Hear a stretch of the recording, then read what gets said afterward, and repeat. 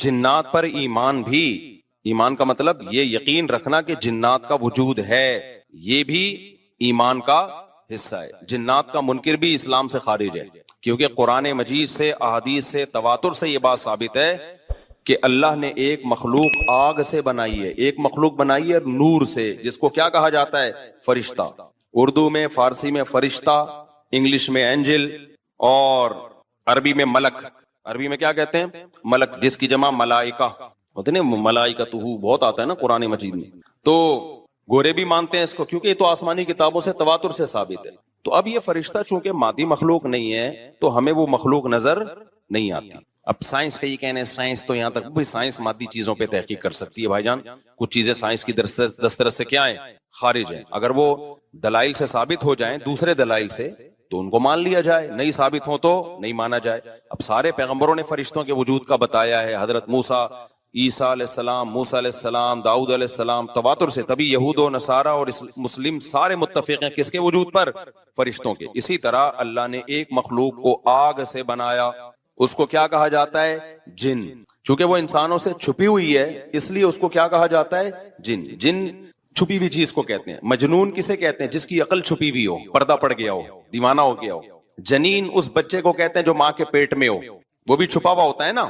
فلما جن علیہ اللیل، قرآن کہتے ہیں جب رات چھا گئی، اندھیرا کر دیا رات نے، تو ہر وہ چیز جو چھپی، جنون اسی سے نکلا ہے۔ جنون پاگل ہو گیا نا، گویا دماغ ہی غائب ہو گیا ہے، ٹھیک ہے نا۔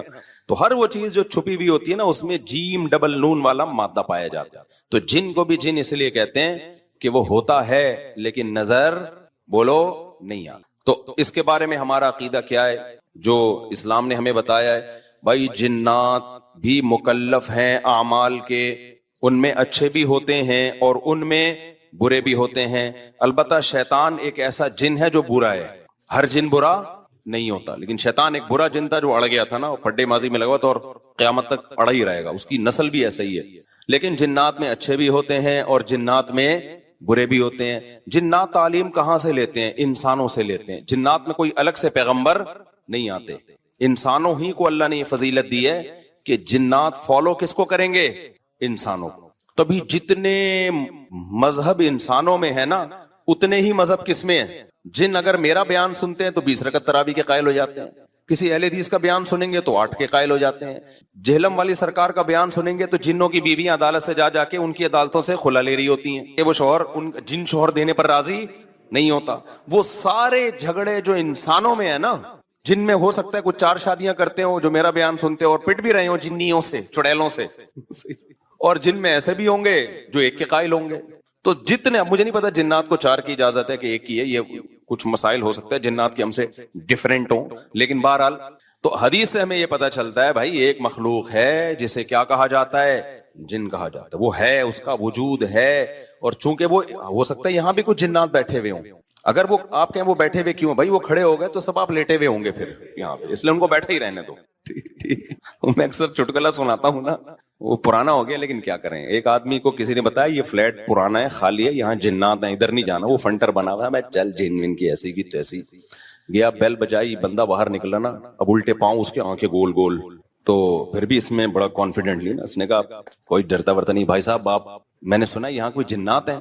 تو وہ کہتا ہے میں تو 500 سال سے رہ رہا ہوں، مجھے تو اب تک کوئی جن نظر۔ اس نے کہا لے بھائی یہی جن ہے بھائی، 500 سال سے رہ رہے کم، سمجھ رہے ہو؟ اچھا، تو جنات کی پیدائش انسانوں سے پہلے ہوئی ہے اور جنات کی تعداد بھی انسانوں سے زیادہ، کیونکہ قرآن میں ہے قد استکثرتم من الانس، اے جنات تمہاری تعداد تو انسانوں سے بھی زیادہ ہے۔ تو پتہ چلا جنات انسانوں سے بھی زیادہ ہے۔ تو ان میں اچھے بھی ہوتے ہیں، برے بھی ہوتے ہیں، ہری پگڑی والے بھی ہوتے ہیں، سفید پگڑی والے بھی ہوتے ہیں، دیوبندی بھی، بریلوی بھی، قادیانی بھی، ہندو بھی، ہر طرح کے فرقے، کیونکہ یہ تعلیم کہاں سے لیتے ہیں؟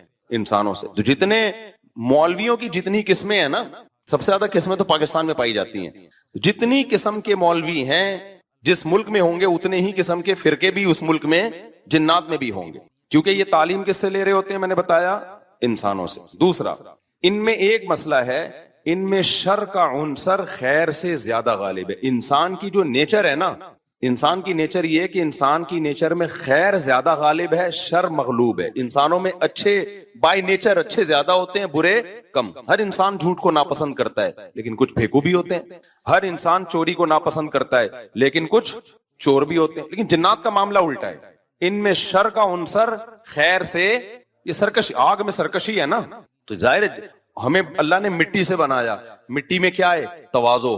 تو حق سن کے چپ ہو جانا چاہیے. انسان ہو جاتے ہیں، ہاں کچھ شیطان قسم کے ہوتے ہیں وہ چپ نہیں ہوتے، لیکن نارملی انسان کو جب صحیح بات پتہ چلتی ہے وہ کیا ہو جاتا ہے؟ چپ. مٹی ہے تو مٹی والی خاصیت اس میں ہے. جنات میں آگ سے بنے تو، اور آگ بھی شعلے مارتی ہوئی، تو اس لیے جنات کی طبیعت میں سرکشی زیادہ ہے. ایک بات یہ ہو گئی. دوسری بات کیا ہو گئی بھائی؟ جنات جو ہے نا، جنات یہ انسان سے زیادہ طاقتور ہوتے ہیں لیکن مرعوب ہوتے ہیں یہ انسان سے. اس کی میں ایک مثال دوں، بیل زیادہ طاقتور ہے یا وسیم بھائی؟ بیل. لیکن قابو کس کے ہوتا ہے بیل؟ انسان کی. وجہ اس کی یہ ہے کہ وہ مرعوب ہوتا ہے انسان سے. اس کو اللہ نے وہ دماغ نہیں دیا جو کس کو دیا ہے؟ انسان کو دیا. بیل کو جس دن پتا چل گیا نا کہ میں زیادہ پاورفل ہوں تو کھوٹے کی جگہ آپ بندھے ہوئے ہوگے، بیل نہیں بندھا ہوا ہوگا. لیکن اللہ نے ایک روب رکھا ہے جانوروں پہ بھی انسان کا. گدھے کو دیکھو چلتے رہو، وہ منہ نیچے کر کے لوڈ اٹھا کے چلتا رہے گا. اس کو احساس ہی نہیں ہوتا کہ میری ایک لات کا مار ہے یہ بندہ جو بیٹھا ہوا ہے نا میرے اوپر، تھوڑا سا یوں کیا اور ایک کھسکایا اٹھا کے گرے گا. تو ایسے ہی خوب سمجھ لو، جنات انسانوں سے ڈرتے ہیں، نہ کہ انسان کو جنات سے ڈرنا چاہیے. جنات ڈرتے ہیں کس سے؟ انسان سے.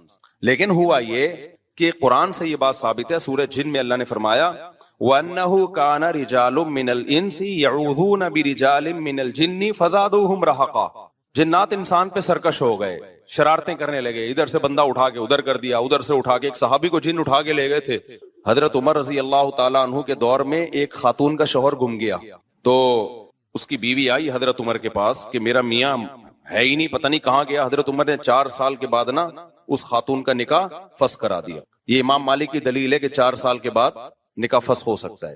امام ابو حنیفہ کے جو فتوے ہیں نا، زیادہ تر انہوں نے حضرت علی اور عبداللہ بن مسعود کو فالو کیا ہے.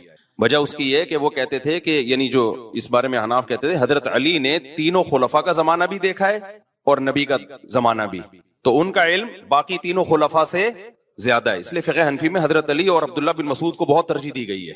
جہاں ٹکراؤ ہوتا ہے نا باقی خلفاء اور سیدنا علی میں، تو وہ ترجیح کس کو دیتے ہیں؟ کیونکہ حضرت علی ان تمام محفلوں میں، ان فتووں میں تینوں خلفاء کے ساتھ ہوتے تھے، تو وہ سب کے دلائل بھی جانتے تھے، اور ان پہ پھر بعض چیزوں سے سیدنا عمر نے رجوع بھی کیا ہے حضرت علی کے کہنے پر.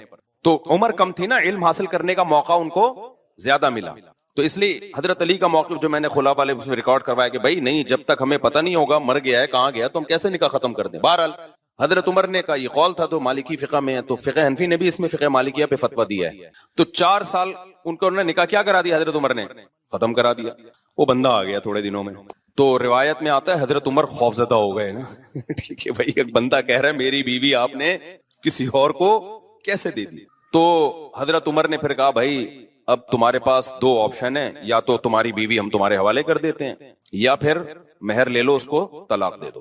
یعنی حضرت عمر نے بھی اس پرانے نکاح ہی کو باقی رکھا ہے کہ بھئی اصل تو اسی کی ہے نا، تو اس لیے اب مہر لے کے چھوڑ دو اس کو. مقصد یہی ہوگا کہ ہم اس کا وہیں نکاح کرا دیتے ہیں. یا دوسرا آپشن یہ ہے کہ ٹھیک ہے بھئی اب تمہارے نے، اس نے کہا نہیں اب ظاہر ہے اب کسی اور مرد کے پاس چلی گئی ہے، تو انسان کو اس میں غیرت بھی آتی ہے نا. انہوں نے کہا نہیں، میرا مہر مجھے واپس کر دیں، اب اسی کے ساتھ رہے، ٹھیک ہے نا. پھر حضرت عمر اس سے پوچھنے لگے ہوا کیا تھا. اس نے بتایا جن اٹھا کے لے گیا تھا مجھے. مصنف عبد الرزاق یا مصنف ابن ابی شیبہ کی روایت ہے، یہ جن اٹھا کے لے گیا تھا. تو بعض دفعہ ایسا ہوتا ہے کہ انسان کو جن بولو اغوا کر لیتا ہے. تو قرآن کیا کہتا ہے، لیکن آپ لوگ کے ساتھ نہیں ہوگا، خدا کا واسطہ جنات کو زیادہ لفٹ نہ کراؤ. پوری سیٹ اپ ہمارا برباد ہو گیا اس چکر میں.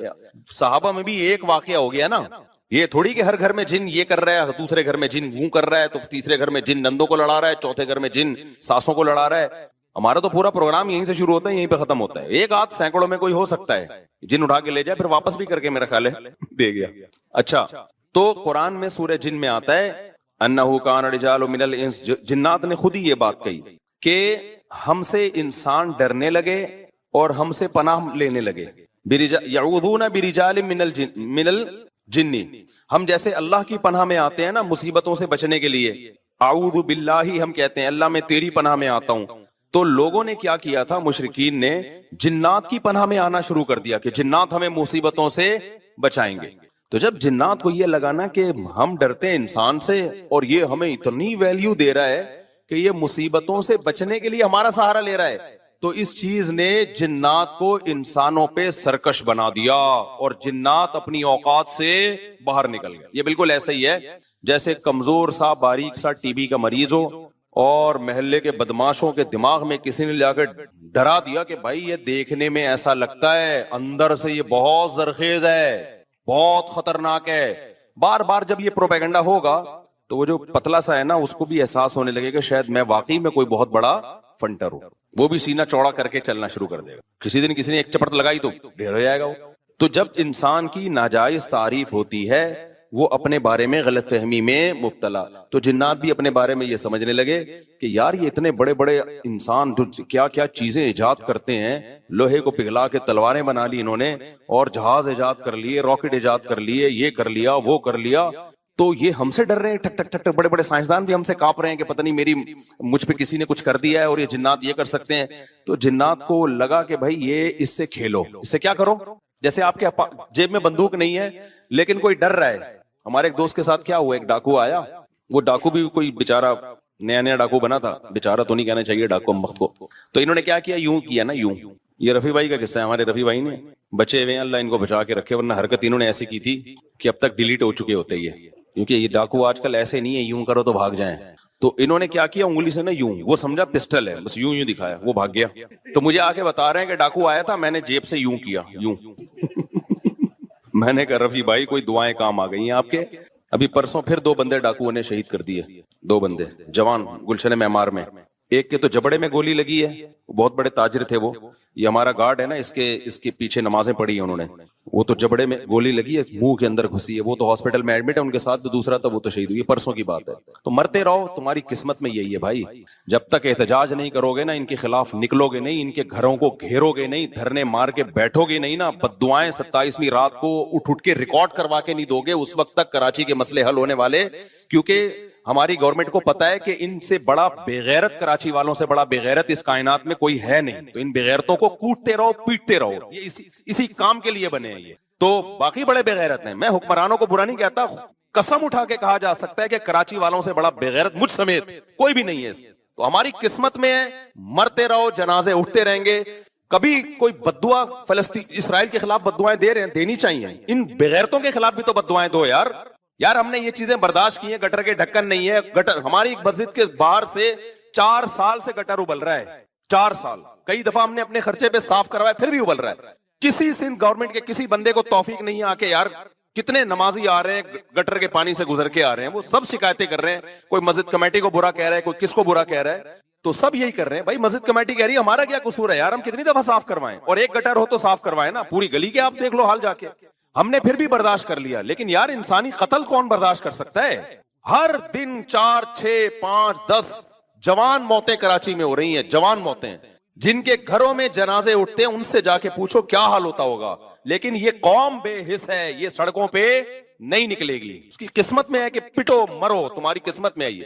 تو بھائی نکلو, جا کے گھیرو یار, ان حکمرانوں کے گھروں کو گھیرو. بولو بغیر تو یہ انسان ہے, یہ گدے گھوڑے نہیں یہاں پہ رہتے ہیں. جب میں مسجد سے نکلتا ہوں نا, پھر خبر آتی ہے 2 بندے آج وہاں قتل کر دیے, 3 بندے, اور سارے اپنے ریلیٹیو ہوتے ہیں.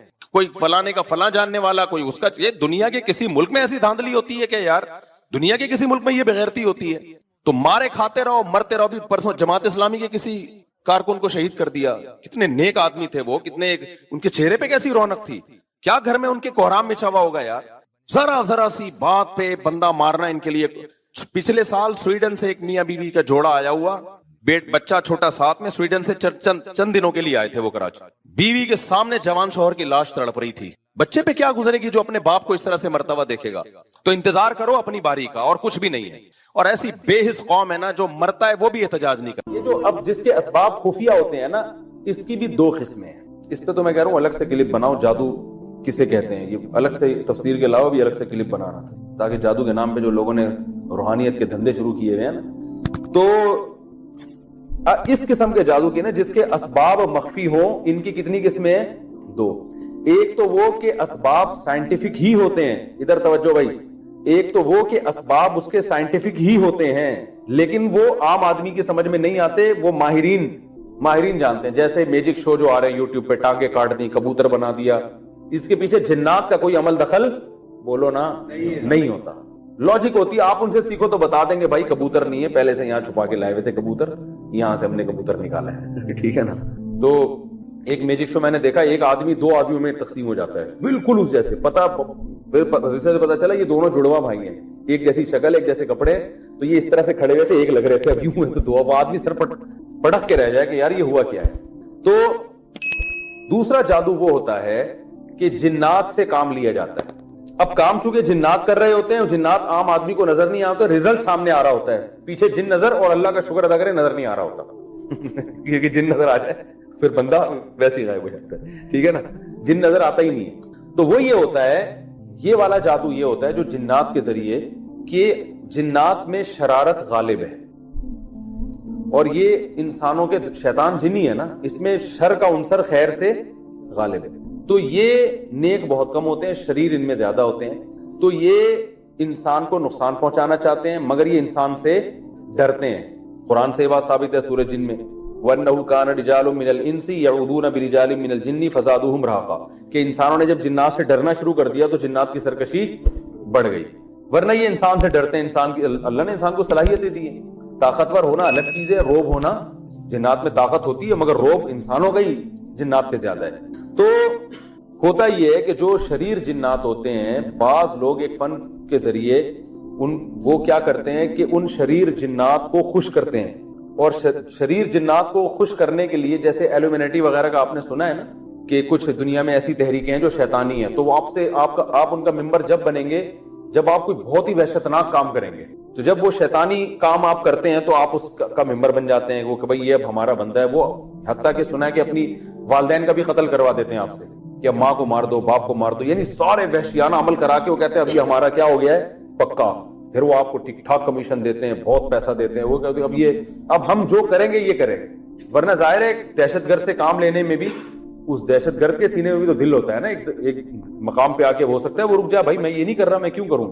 آپ کو پتا ہے جس نے جاپان پہ ایٹم بم گرایا تھا، کہتے ہیں وہ خود نفسیاتی پاگل ہو گیا تھا، وہ اتنے جب لوگوں کی اس نے تباہی دیکھی ہے. تو ظلم کرنا بھی ہر آدمی کے بس میں نہیں ہوتا.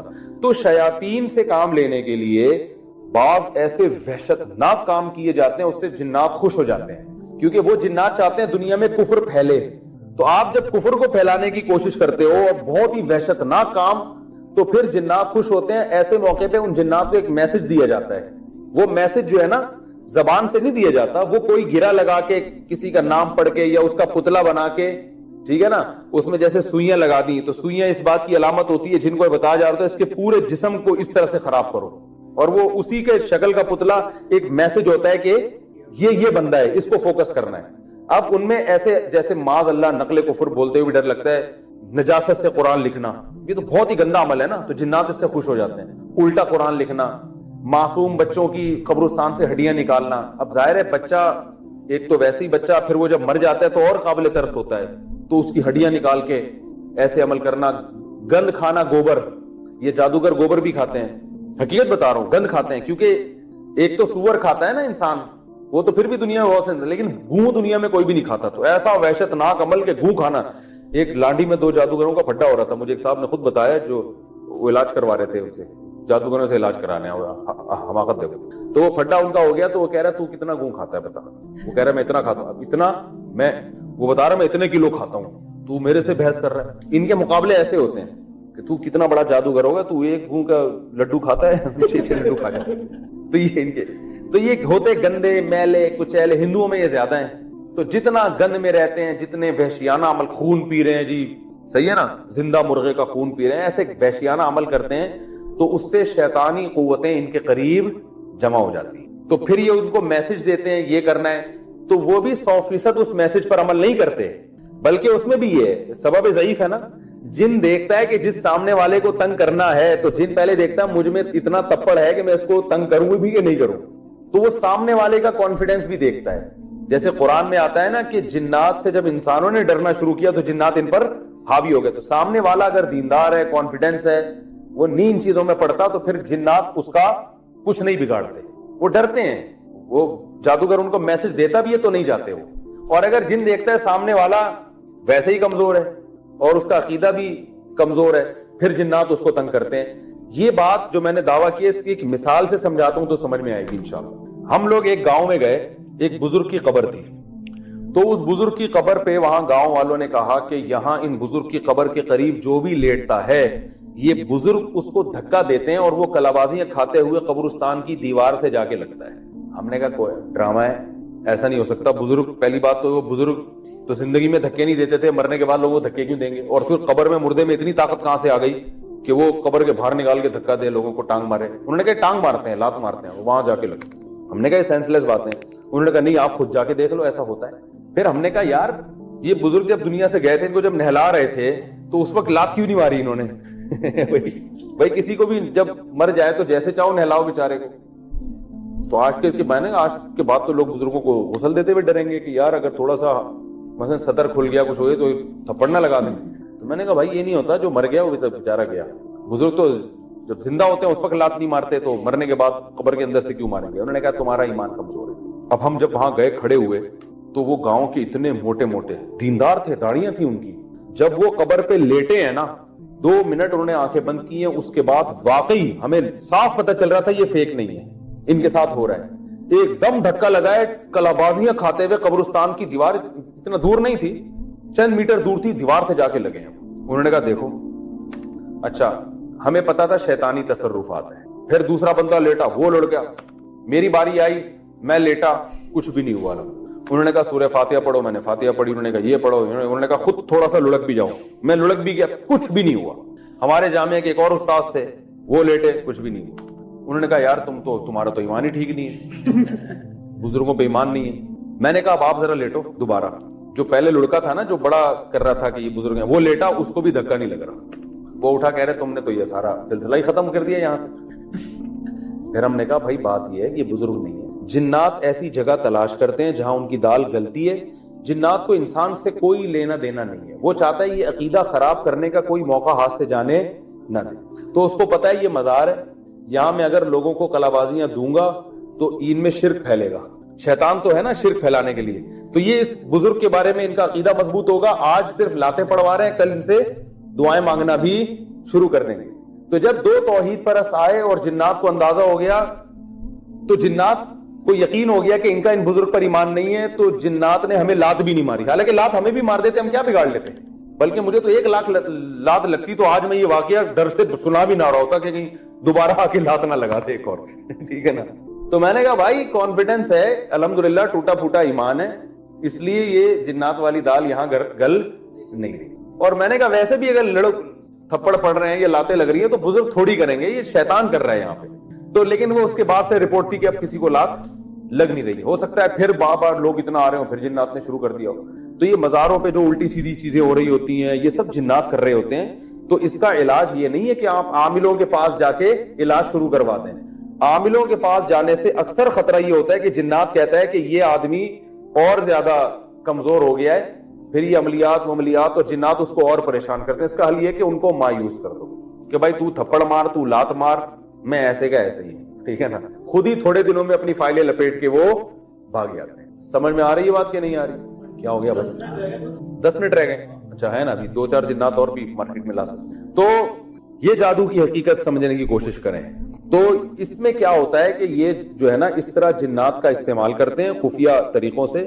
جنات کو میسج دیا جاتا ہے, پھر جنات جاتے ہیں اور کام کرتے ہیں, دلوں میں وسوسے پیدا کرتے ہیں, اور جنات مسلط بھی ہو جاتے ہیں, پریشان بھی کرتے ہیں. جو دیکھا ہے جن لوگوں پہ جن آیا ہوا ہوتا ہے ان کی حالت کیا ہوتی ہے.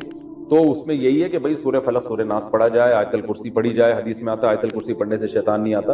اور ہر چیز جنات کے کھاتے میں مت ڈالیں, اتنا آسان نہیں ہے جنات سے کام لینا. اور جو جادوگر اس طرح سے جنات کو استعمال کرتے بھی ہیں تو جنات ان کے قبضے میں نہیں آتے, بس ایک میسج دیا جاتا ہے, جنات وہ کام کر لیتے ہیں. خود اس جادوگر کو بھی ڈر ہوتا ہے, جنات اس کو بھی پکڑ کے کوٹتے ہیں طبیعت سے. ٹھیک ہے نا, حقیقت ہے. ان کی اپنی زندگی برباد ہو جاتی ہے. تو کیونکہ بعض ہمارے مدارس کے طلبہ جو ہے نا وہ فارغ ہونے کے بعد سوچتے ہیں ہم عامل بنیں گے, ہم یہ کریں گے وہ کریں, بہت اپنی زندگی برباد ہو جاتی ہے. تو اس لیے سیدھا سیدھا چلتے رہو, اور ساس بہو کے جھگڑے ہیں تو کسی میں فالٹ ہے, اس کو ٹھیک کرے. میاں بیوی کے جھگڑے ہیں تو جن بن جادو پہ نہ ڈالو بھائی. آپ کی اپنی لوگ آج کل ایک دوسرے کے حقوق ادا کرتے ہی نہیں ہیں, تو جب حقوق ادا نہیں ہوں گے تو جھگڑے تو ہوں گے نا.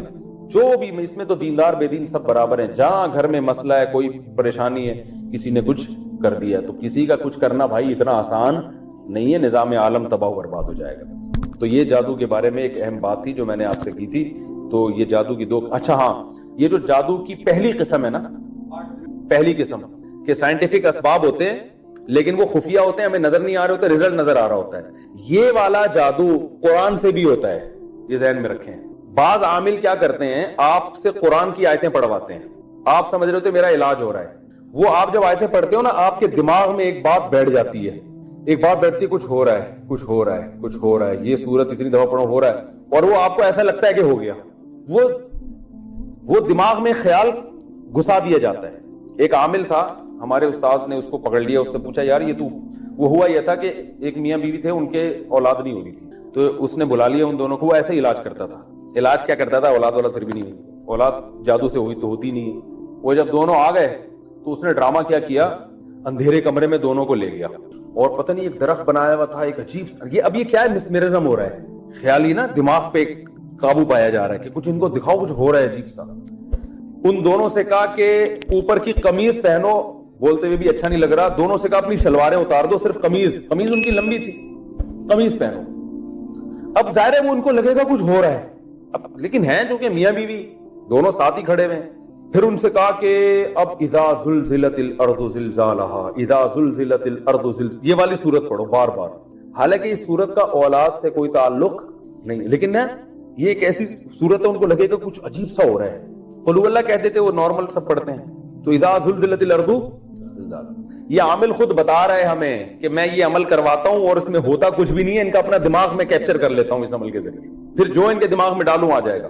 وہ پڑھ رہے ہیں اذا زلزلت الارض زلزالہا, اس نے کہا اتنی دفعہ پڑھو. پڑھتے پڑھتے پڑھتے اس نے کہا اور تیز ہوتے ہوتے ہوتے ایک دم ایک مٹکا آیا ہے, دھڑام سے گرا ہے, آواز آئی ہے, وہ ٹوٹا ہے, اس میں ان دونوں کے پتلے, اس میں سوئیاں, اور گند بلا بھرا ہوا ہے, خون کے چیتڑے ویٹتے, ٹوٹ گیا.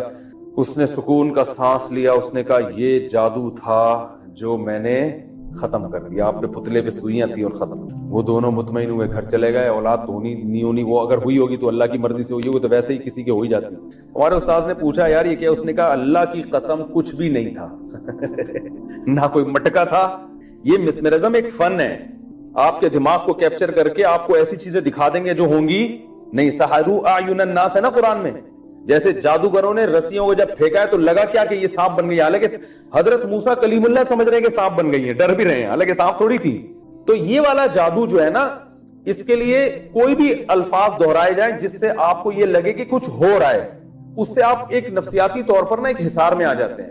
تو اس میں قرآن بھی پڑھوایا جا سکتا ہے, کوئی ہندی کے سنسکرت کے کلمات بھی. ہندو یہ کیا کرتے ہیں, سنسکرت زبان میں وہ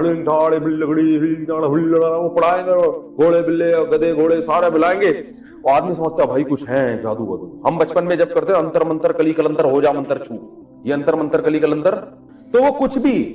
اب میں نے جب یہ بیان کیا تو لوگوں نے کہا استغفر اللہ, مفتی صاحب تو دائرہ اسلام سے خارج ہو گئے, انہوں نے کہہ دیا قرآن سے جادو ہوتا ہے, قرآن سے تو جادو ختم ہوتا ہے, اور یہ کہہ رہے ہیں قرآن سے کیا ہوتا ہے, جادو ہوتا ہے. تو میری بات کا مطلب سمجھو, یہ عامل لوگ آپ کو الو بنائیں گے, قرآن کی آیتیں پڑھائیں گے, آپ کو ایسا لگے گا کہ جادو ختم ہو رہا ہے, حالانکہ وہ مسمرزم ہو رہا ہوتا ہے. آپ خام خام میں آ جاتے ہو مجھ پہ کچھ ہے, ٹھیک ہے نا.